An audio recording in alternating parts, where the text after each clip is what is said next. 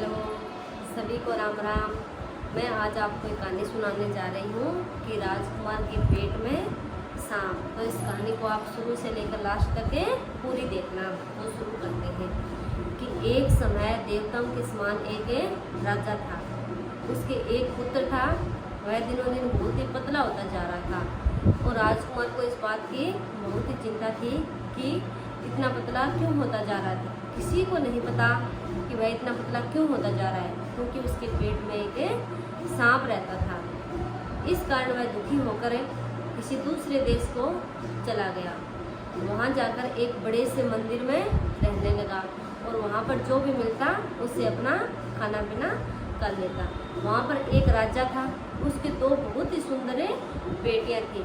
उसमें से एक बेटी रोज राजा के विपरीत दिशा में झुकती और कहती प्रणाम करती हूँ। इस कारण राजा बहुत ही गुस्सा हुआ।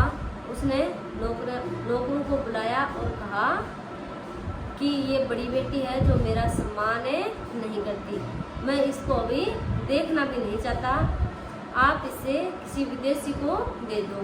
तो उसने ऐसा ही किया।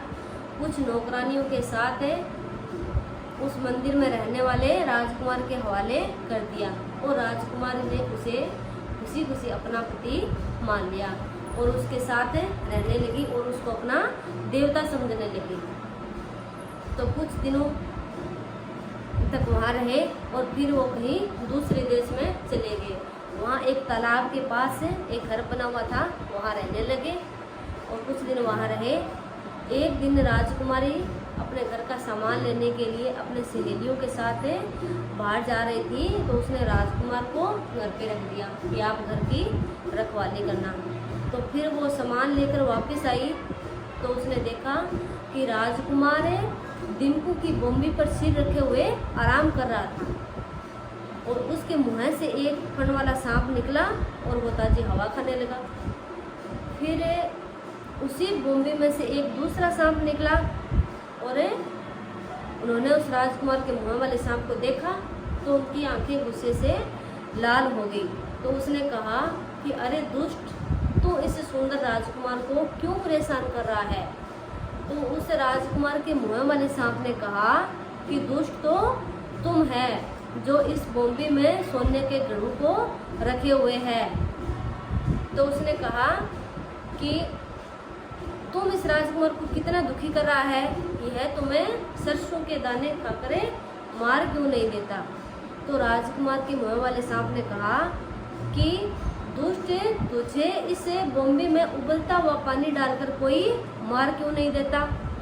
तो ये सब बातें राजकुमारी इस पेड़ के पीछे छुपकर सुन रही थी। तो उन्होंने ऐसा ही किया, उस राजकुमार को तो थोड़े सरसों के दाने दे दिए और उसे बोम्बे में उबलता हुआ पानी डाल दिया।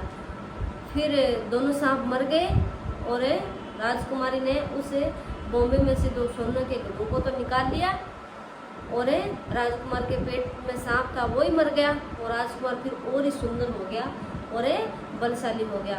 फिर वे कुछ दिन वहाँ रहे और फिर धन दौलत वहाँ से लेकर अपने राजकुमारी के देश चले आए।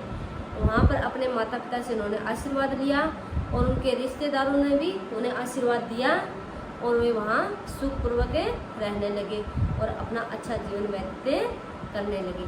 तो आपको कहानी कैसी लगी? अगर अच्छी लगी तो लाइक करना, शेयर करना और सब्सक्राइब करना। कमेंट में बताना कि कहानी कैसी थी।